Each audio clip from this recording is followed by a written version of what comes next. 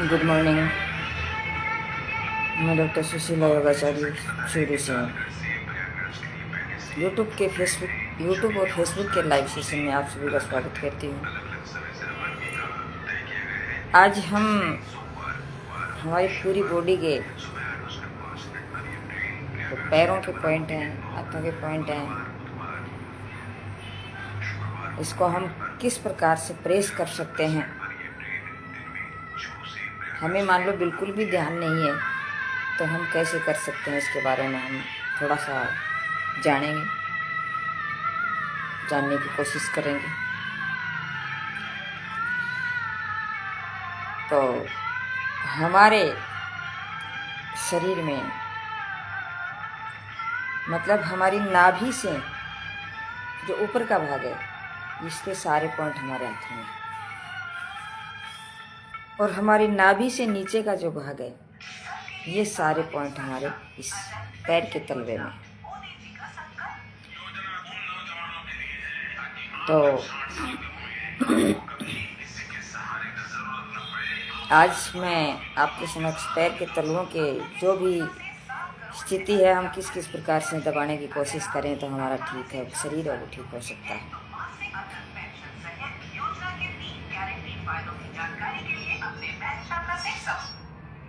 तो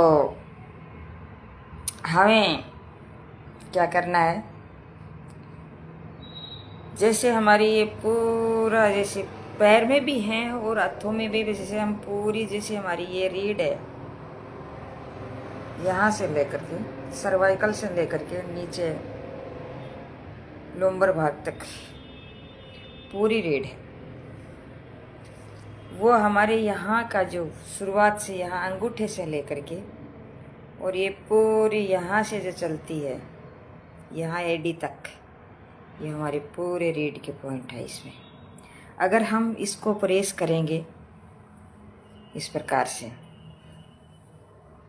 या तो अंगुलियों से ऐसे दबाएं, इस प्रकार से दबाते रहें, या फिर इस प्रकार से इसको प्रेस करते रहें आगे और पीछे,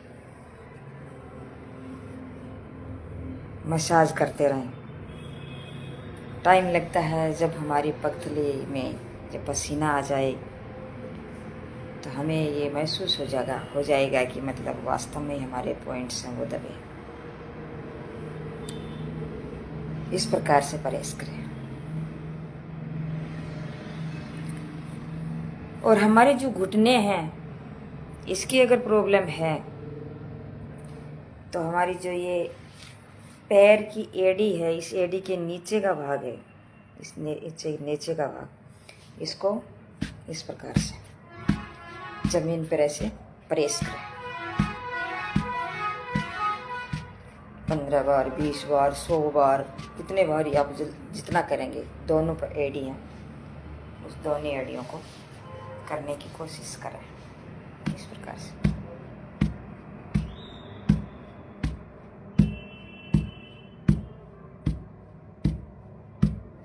इस प्रकार से करते जाएंगे तो यहाँ हमारे जो घुटनों की जो प्रॉब्लम है, इस यहाँ प्रेस करने से घुटनों की प्रॉब्लम है वो नहीं आएगी। क्योंकि आज देखने को मिलता है कि सभी लोग घुटनों से परेशान हैं, उठने बैठने में दिक्कत है। उम्र के साथ तो होती ही होती है, लेकिन छोटी उम्र में भी सभी लोगों को देखने को मिलती है। तो क्यों न हमें इस चीज़ का प्रयोग किया जाए तो हमें ज़्यादा बेनिफिट रहेगा। तो इस प्रकार से करें।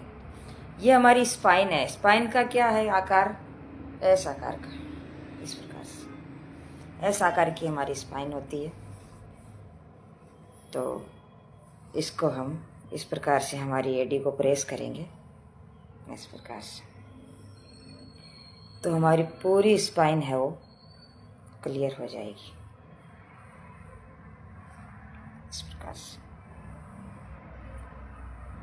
इस प्रकार से करते रहें।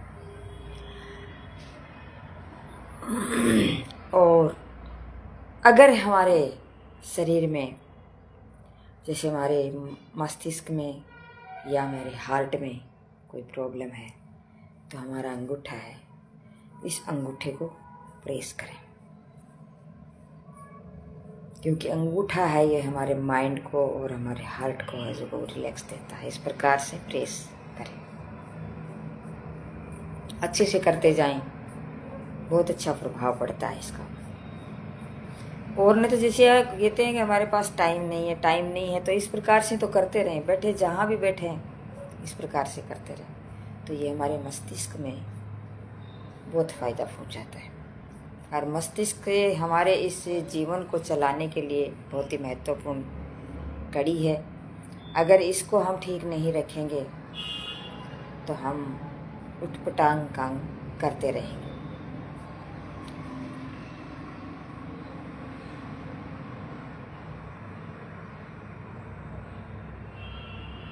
दूसरा, अंगूठे के पास की जो हमारी अंगुली है ये हमारे पाचन के लिए। अगर हमारा डाइजेशन सिस्टम खराब है, हमारी जठरांगनी ठीक नहीं है, हमारा पाचन अच्छे से नहीं हो रहा है, हमें डकार आ रही हैं, लेटरिन पतला आ रहा है या लेटरिन नहीं लग रहा है, तो इस प्रकार का जो सिस्टम है वो हमारे यहाँ मणिपुर चक्र में है। और इसकी जो भी पॉइंट है वो हमारे इस अंगूठे के पास की अंगुली है। दूसरी ये अंगुली है, अंगूठे के जस्ट पास में जो अंगुली है, इस अंगुली को प्रेस करते रहें, तो इससे हमारा बहुत फ़ायदा होगा। हमारा डाइजेशन सिस्टम अगर हम लगातार आधा घंटा के लगभग इतना करते रहें तो आप अपने आप हमारा स्वास्थ्य ठीक होने लगेगा, हमारा चेहरा खिलने लगेगा, हमें ऐसे महसूस होगा जैसे हम ठीक हो रहे हैं। इस प्रकार से करें। इसके जस्ट पास में जो अंगुली है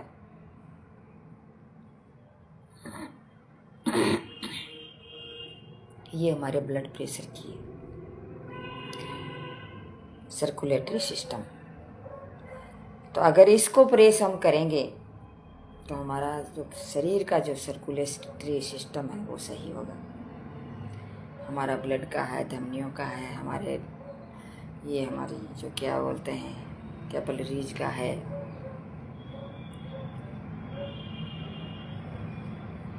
इस प्रकार से इस सब का सिस्टम सही होता है।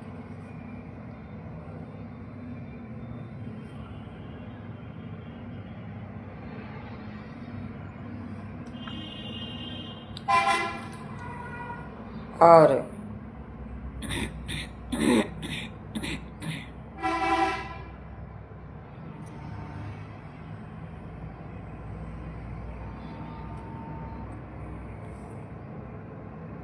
बिल्कुल छोटी जो अंगुली है हमारी, जिसे अपनी भाषा में चिटली बोलते हैं, चिटली, अगर इसको प्रेस करेंगे तो हमारी किडनी है, किडनी से संबंधित जो भी रोग हैं वो हमारे शरीर में नहीं आएंगे। किडनी अपना काम अच्छे से करेगी। तो इस प्रकार से ये चीज़ें हम जब इस पॉइंटों को दबाते रहेंगे तो हमारा शरीर अब ठीक होगा। तो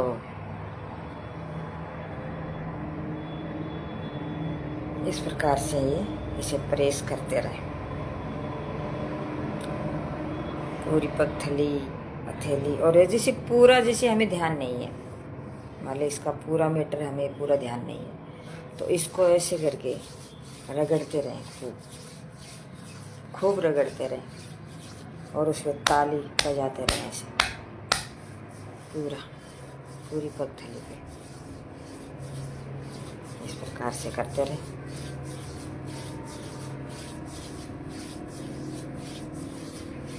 जो भी पॉइंट हैं वो कोई पॉइंट हमें जैसे ध्यान में नहीं है तो इस पॉइंटों को हम करते रहेंगे ना, तो हमें बेनिफिट मिलेगा, फ़ायदा होगा और हमारा शरीर है वो कंचन जैसा बन जाएगा।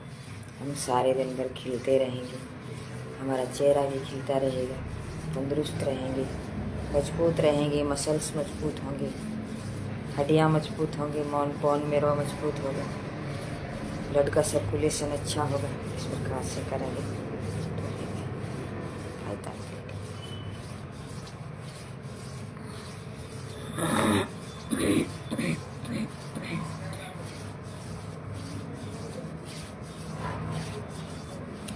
दूसरे पैर को भी ऐसे ही करते रहें इस प्रकार से।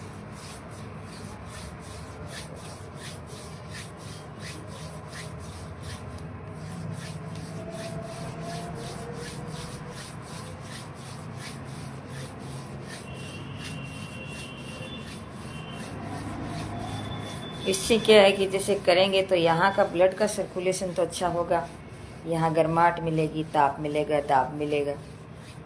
तो इससे क्या है कि यहाँ के जो कोई गांठ बनी हुई है या फिर कोई ब्लड है जो जमा हुआ है या ब्लड का सिस्टम सही नहीं है तो वो यहाँ से चलने लग जाएगा। इसी प्रकार से जैसे कहते हैं ना कि मतलब ब्लड शरीर में कोई प्रॉब्लम हो, गांठें हों और हो दिक्कत होती है तो हमें मसाज करवा लेनी चाहिए पूरे बॉडी की। अगर पूरी बॉडी की हम मसाज कराएंगे, जैसे गठिया के पेशेंट को बहुत ज़रूरी होता है ये चीज़, अगर पूरी बॉडी की मसाज अगर हमेशा हो जाती है तो पूरी बॉडी है वो सही रहती है। तो सभी व्यक्ति तो नहीं कर पाते क्योंकि आर्थिक स्थिति उनकी सही नहीं है तो वो कैसे करवा पाएंगे, लेकिन अमीर लोग हैं जिसके पास पैसे हैं वो तो ये चीज़ करते हैं। बाकी जो अपना घर का गुजारा नहीं चला पाते हैं तो उनके तो रोटी और रोजी रोटी की लगी रहती है। खाना भी अगर अच्छे से मिल जाए या महीना पूरा निकल जाए अच्छे से तो बहुत अच्छी बात है। वो तो ये सोचते हैं बेचारे, और उनके वैसे ये चीज़ों की ज़रूरत भी नहीं होती क्योंकि वो तो अपना कमाते हैं, जा कर के कहीं काम करते हैं। आपने देखा होगा जैसे मतलब ये काम करते हैं तो खेत, ये जैसे मकान बनाने का काम है या खाई खोदने का काम है या फिर पेड़ पौधे लगाने का काम है या फिर और कोई बाड़ वगैरह करने का काम है या कोई कुछ और जैसे जाटी वगैरह काटना है, बाठों का काम करने का काम है, और भी बहुत सारे काम होते हैं, काठड़ी घेरने का काम है। इस प्रकार के लोग जो काम करते हैं वो तो क्या करते हैं, सारा दिन भर पसीना उसका बहता रहता है और उसका तो वैसे ही सर्कुलेशन हो जाता है। तो उसे वैसे वो कहते हैं ना कि वह ऐसे ईश्वर ने जो बनाया है कोई भी चीज़ तो उसके लिए सब कुछ ही मतलब ये उपलब्ध करवाया है, ऐसी कोई बात नहीं है। अगर वो करते हैं तो उसके लिए भगवान ने ये सोचा कि ये ऐसे करेंगे तो इससे कैसे काम करेंगे तो ये इसका पसीना निकल जाएगा, इसका सारा सिस्टम है वो सही रहेगा, इसकी कोई बीमारी आएगी नहीं। तो आपने देखा होगा जैसे काम करते हैं, हार्ड वर्क जो व्यक्ति करते हैं उसकी कभी कोई बीमारी नहीं आती है क्योंकि उसका सिस्टम ही ऐसा ही है, काम करने का तरीका। तो इससे क्या होता है कि वो स्वस्थ रहते हैं। और अपन क्या करते हैं, जैसे सारे दिन भर काम तो करते नहीं हैं और आजकल जैसे ये मोबाइल आ गया है तो इस मोबाइल पर स्मार्ट वर्क करते रहते हैं। स्मार्ट वर्क करते हैं तो इसमें क्या है कि मतलब हमारे शरीर को मतलब अच्छे से शरीर का पोषण नहीं हो पाता और दिक्कत होती है। तो इसको हम खुद ही नुकसान दे रहे हैं अपने शरीर को। इसे काम करना बहुत ज़रूरी होता है। इसलिए कहते हैं कि मतलब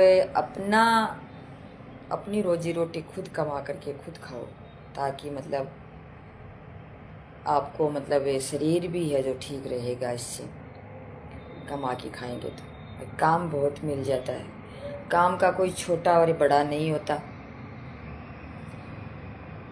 कोई व्यक्ति जैसे झाड़ू लगा करके खा रहा है, कोई बर्तन मांज करके खा रहा है, कोई रोड पर बारी लगा करके खा रहा है, कोई कुल्ली का काम कर रहा है,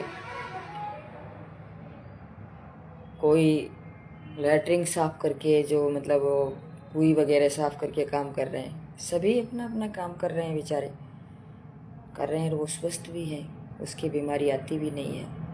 अपन जैसे पड़े रहते हैं, एसी में रहते हैं, गाड़ी भी एसी की, और हमारे रूम भी एसी में चलना, एसी में रहना, तो हमारी आएगी बीमारी, उनके बेचारों की क्यों आएगी बीमारी। तो इसको हमें स्वस्थ रखने के लिए, हमारे शरीर को स्वस्थ रखने के लिए भगवान ने इस शरीर को बनाया है, बहुत ही सोच समझ करके बनाया है। अगर इसको हम ऐसे ही बर्बाद कर देंगे तो हम क्या तो फिर इस जीवन में आए और क्या फिर हमने किया। आजकल तो सब जगह यही चलता है कि मतलब उनको न तो काम करने के लिए टाइम है और न मालूम क्या करते हैं, ऐसे कहते हैं कि हमें काम करने के लिए टाइम ही नहीं है, वो नहीं है। लेकिन क्या करते हैं कि सारे दिन भर वो बोलते हैं ना गाँव की भाषा में, तो गुणा देड़ी में लग गया रहे सारा दिन। गुणा देड़ी में मतलब वहाँ क्या करना है, उसको कैसे पटकना है, उसको कैसे मतलब उसके साथ है मतलब ये उसको अटंगी कैसे लगानी है, उसके वो कैसे तकलीफ़ उसको दी जा सकती है या कैसे उसको खुश रखा जा सकता है।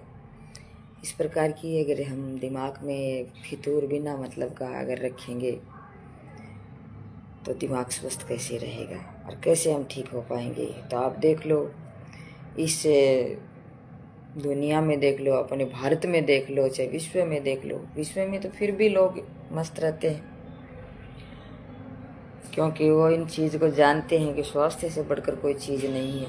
तो ऐसा नहीं करते हैं, बहुत कम करने की कोशिश करते हैं जो समझदार व्यक्ति हैं।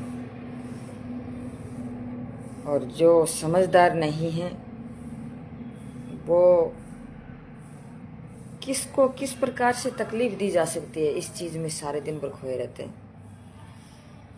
उससे खुशी नहीं मिलती, उसे मतलब तकलीफ़ होती है। वैसे करने से हम अपने आप को तकलीफ़ देते हैं, दूसरों को तकलीफ़ नहीं देते हैं, अपने आप को ही तकलीफ़ देते हैं। ये अपन खुद ही इस चीज़ का हम देख सकते हैं।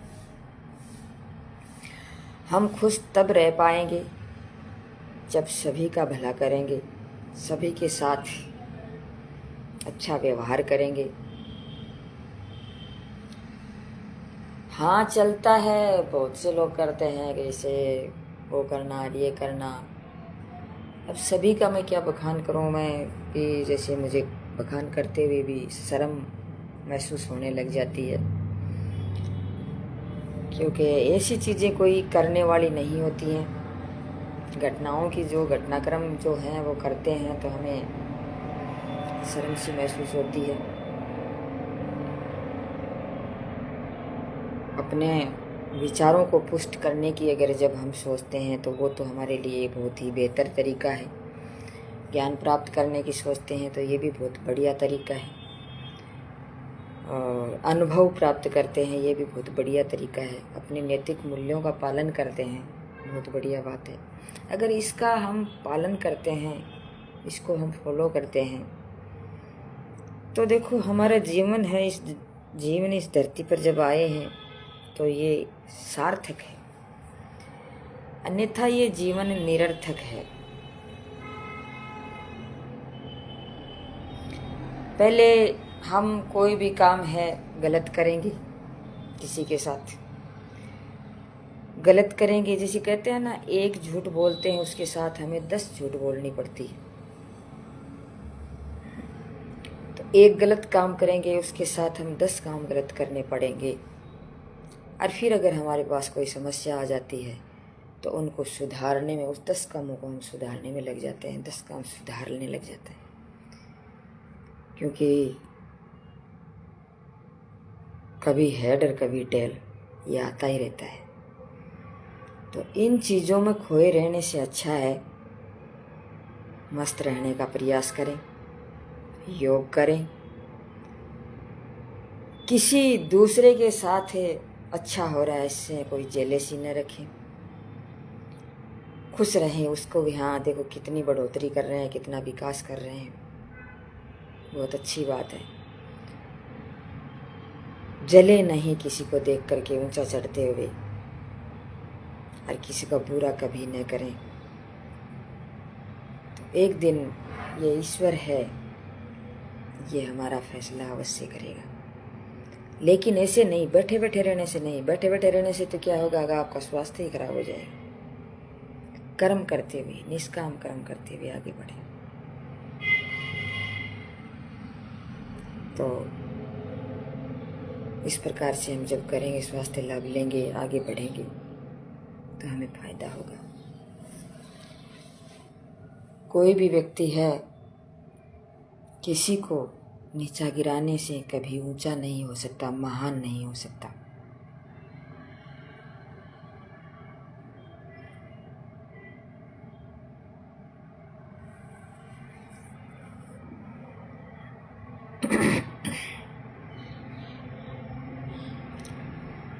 व्यक्ति नीचा झुकने से ही महान बन सकता है।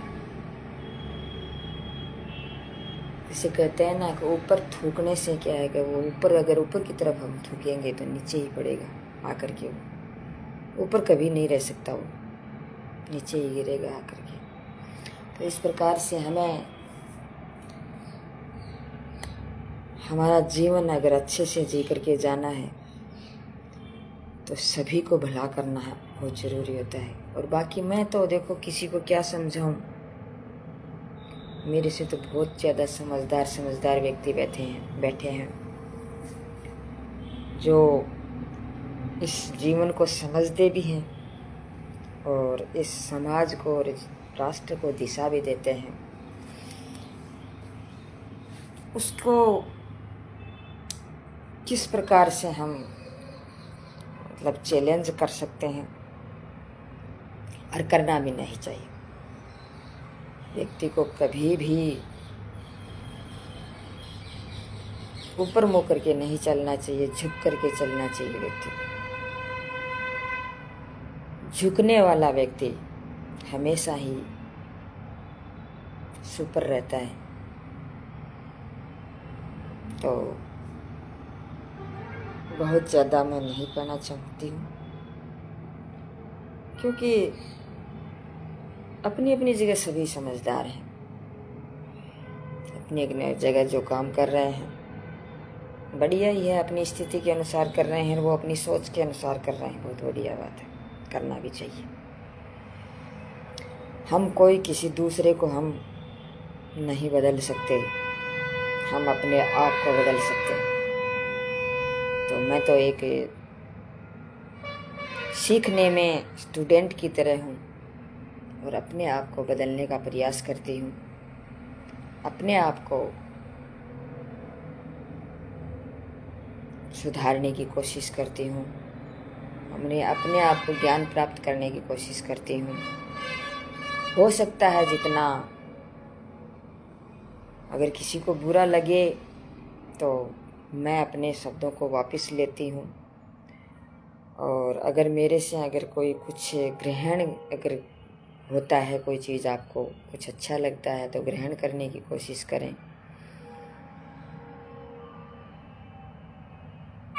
और ग्रहण करेंगे तो धन्यवाद, एक लाइक, एक शेयर, सब्सक्राइब करने की ज़रूरत नहीं होती है। अगर कोई बात मेरी अच्छी लगती है तो आपकी आत्मा कह देगी, आत्मा कह देगी तो आत्मा की आवाज़ ईश्वर तक जाती है। साबित करने की ज़रूरत नहीं होती है इस चीज़ की।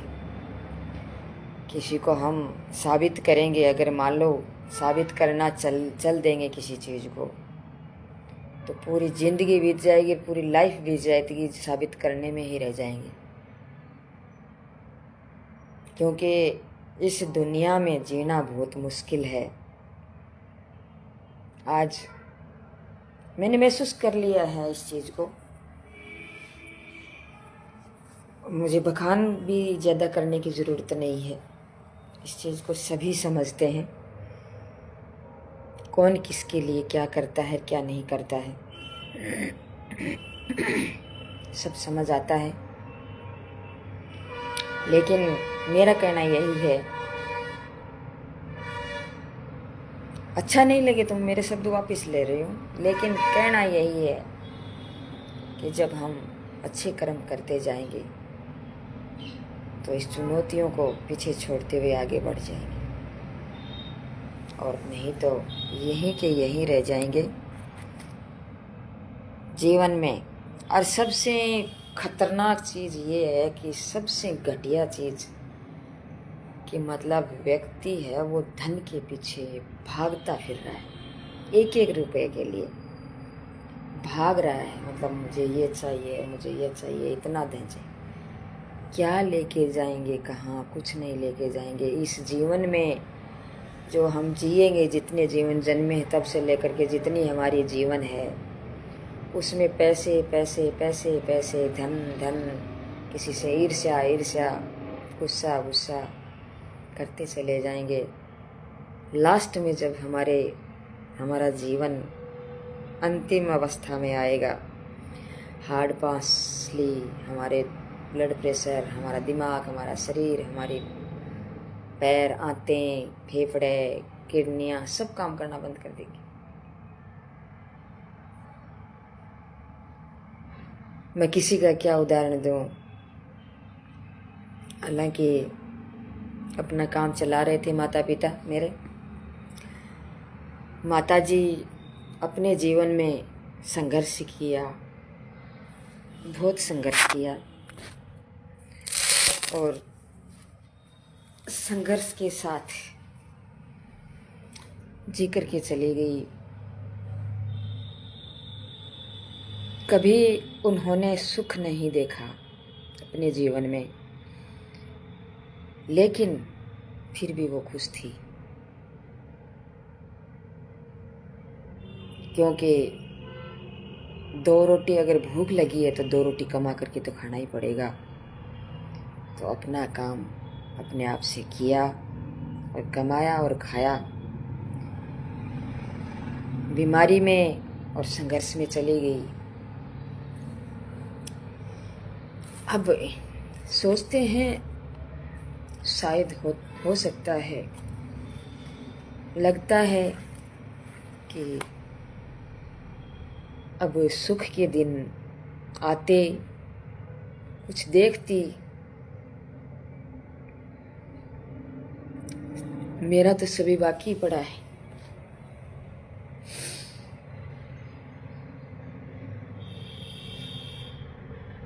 तो वो भी एक खुशी के जीवन जी के चली जाती।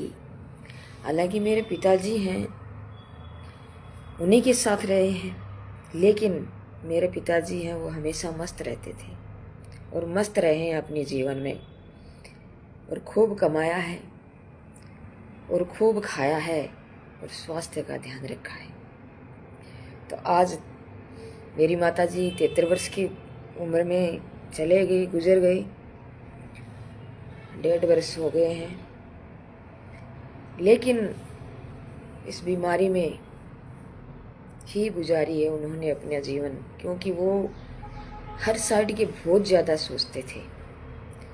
किसी को तकलीफ देना उसके ज़हनों में कभी नहीं आया कि हम किसी को तकलीफ दें। बिल्कुल मेरी तरह है, मैं भी किसी को तकलीफ नहीं दे सकती, तकलीफ में नहीं देख सकती। तो वो कभी किसी को तकलीफ नहीं दी, उन्होंने सभी का भला किया। हमें भी सभी को कहा, मेरे हमारे बहन भाई हैं उनको, तो सभी ने कहा बेटे कमाओ खाओ, किसी को तकलीफ मत दो। अगर कोई तुम्हें तकलीफ देता है, ये ऊपर वाला अपने आप फैसला कर देगा उसका। कभी उसने कभी को तकलीफ नहीं दिया, लेकिन अपने विचार उसके चलते रहते थे। बीमारी में ही चली गई और बीमारी में ही वो रही थी। मेरी शादी करी थी उस टाइम, तो उस टाइम उसकी बहुत ज़्यादा श्वास की तकलीफ थी। वो हमेशा, मैं जब 10th में थी, मेरी शादी की थी, उस टाइम वो तक पहले जब भी मैं सोचती बहुत ज़्यादा थी माता के बारे में। मेरी मम्मी के बारे में, और दुख होता था। मेरी जीवन शैली ऐसी थी। जन्म से मेरे पिताजी ने भी मुझे बहुत लाड प्यार से पाला है। जब भी रेडिया रखते थे, डांस करवाते थे, गाना भी गाते थे मैं हम। और मेरे पिताजी भी बहुत मस्त मौला थे, सबको खुश करते थे। ये मेरे पिताजी की जीवन शैली भी ऐसी है कि वो मतलब ऐसे कहते हैं ना कि वो नाचते गाते मन से, नाचना गाना मन से, मतलब खुश रहना, बदमस्त रहना, वैसे रहते थे। तो मुझे भी वो रेडिया लगा करके देते थे और डांस में वहाँ करती थी, मस्त रहती थी। 4-5 साल बहुत अच्छे से पालन पोषण मेरा किया है, प्यार से।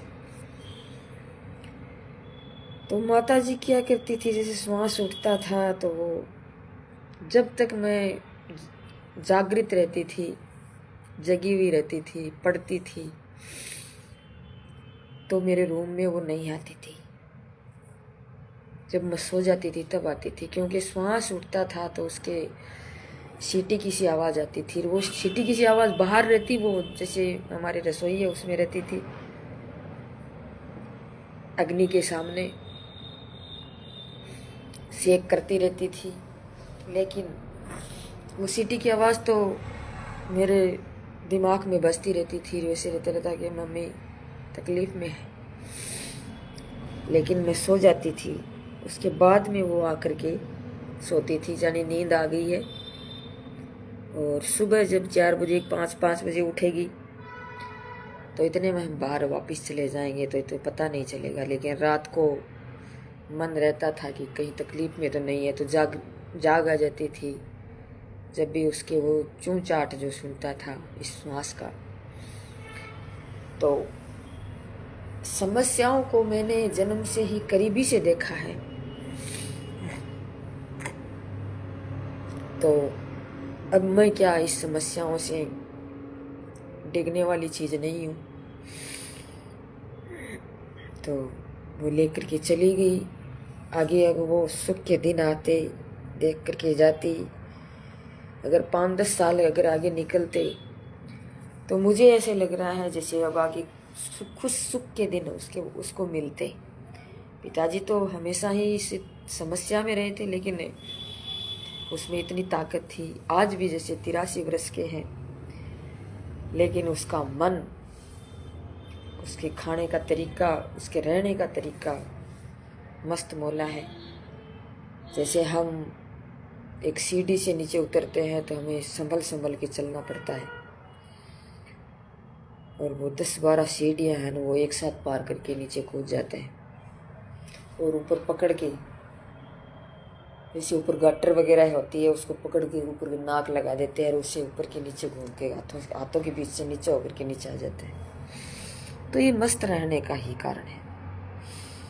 83 वर्ष के हैं, लेकिन उससे छोटे छोटे मेरे जो चाचा हैं, वो सभी घुटनों की प्रॉब्लम हो गई है और तकलीफ़ में हैं।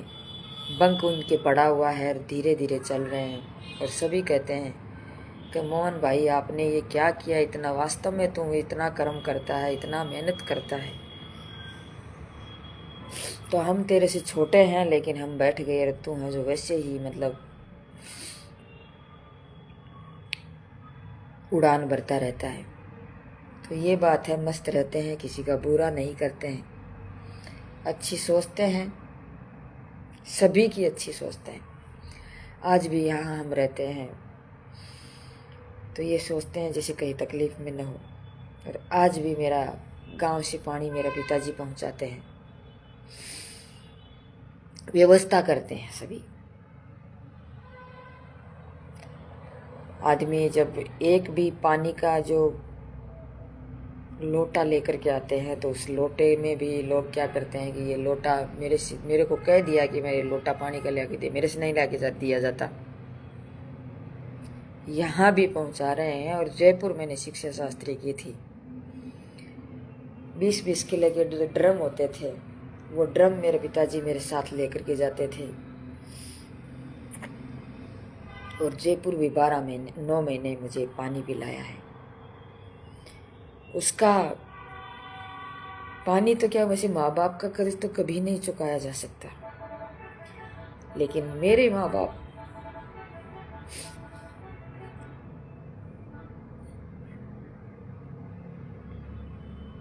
ऐसे हैं कि मैं लाखों जन्म लूं तो भी मैं नहीं चुका सकती।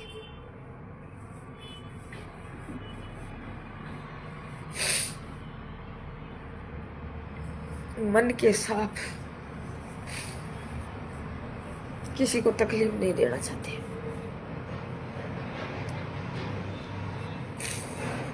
और अगर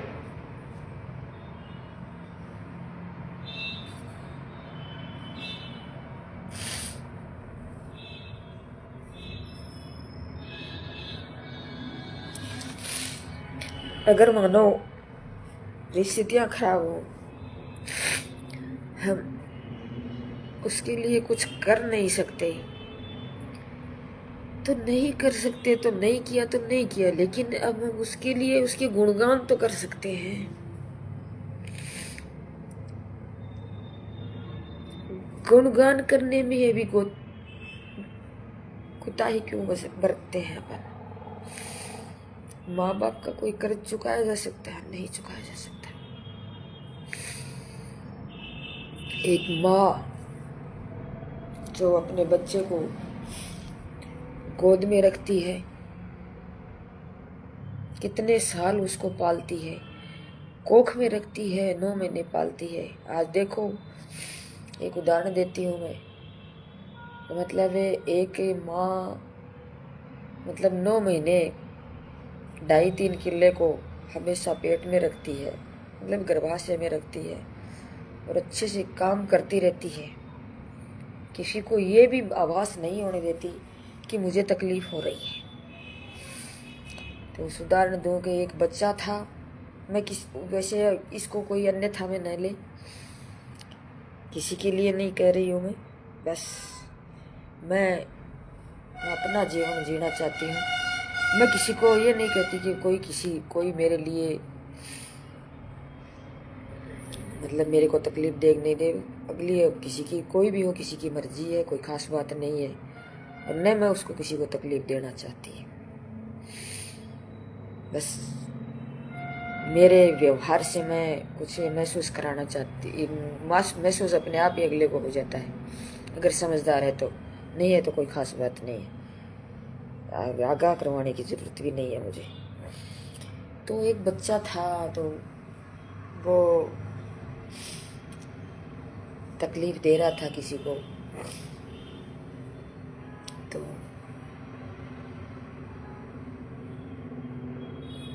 बोले तेरे को क्या तकलीफ हुई? कुछ नहीं हुई। आजकल सब जगह चलता है, तो मेरी बात नहीं कर रही हूँ मैं, बहुत जगह चलता है कि मतलब का बच्चा, वो माँ थी, बेटा था, तो बेटे ने कहा कि तू मतलब ये क्या किया था मेरे लिए। अब जैसे हमारे माँ बाप के लिए मैं कह दूँ कि हमारे लिए क्या किया था, क्या नहीं किया उन्होंने, सब कुछ किया है उन्होंने। हमारे समझ में नहीं आता है उन्होंने हमारे लिए क्या किया है। एक भावना जब कोई व्यक्ति किसी के लिए रखता है ना, वो ही बहुत कुछ होती है। लेकिन भावना आज रही कहाँ है? भावना नहीं रहती है, किसी के भी नहीं है। बहुत कुछ कम लोग हैं जो भावना है उसके पास। उसको उन्होंने कहा माँ को कि क्या किया है मैंने, तूने क्या किया मेरे लिए? बोले बेटा तेरे लिए क्या किया और तो छोड़े, मैंने तेरे को 9 महीने पेट में रखा है, तो मुझे तकलीफ तो हुई होगी। बोले क्या तकलीफ हुई? सभी रखते हैं। बोले चलो ज़्यादा नहीं, मैं तेरे को 1 घंटे ही रखूँगी और 2.5 किलो वजन मैं तेरे पेट पे बांधूंगी और तू चल के दिखा। तो 2.5 किलो को, और वो पेट पे मतलब 1 घंटे रखा उसको, रखा काम करने के लिए बोल दिया कि ये सारे काम कर दो। पसीने छूटने लग गए, दिक्कत होने लग गई, तो माफ़ी मांगी, चरण स्पर्श किए कि माँ मुझे माफ़ कर देना। मैं खुद गर्ज हो गया था। तो ये बातें हैं। ये मेरा कहने का मतलब ये नहीं है कि मैं जो भी कोई चीज़ कहती हूँ तो मैं किसी घटनाक्रम के लिए कहती हूँ, नहीं। मैं किसी से कोई भी आस नहीं रखती, आस रखना भी नहीं चाहिए। बस अपने कर्म करते रहो और आगे बढ़ते रहो, और अच्छे कर्म करेंगे तो अच्छा फल मिलेगा, बुरे कर्म करेंगे तो बुरा फल मिलेगा। तो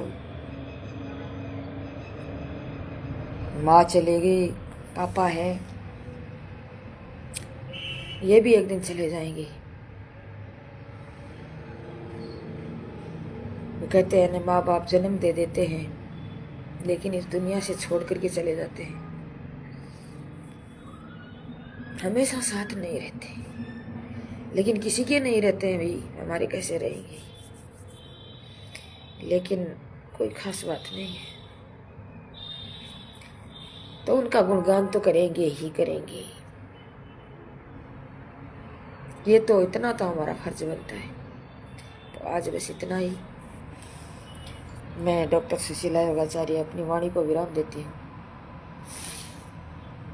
जय हिंद, जय भारत। हमें किसी से कोई आस नहीं करनी चाहिए, हमें अपना कर्म करते हुए आगे बढ़ना चाहिए। फल मिले या न मिले वो ईश्वर के हाथ में है।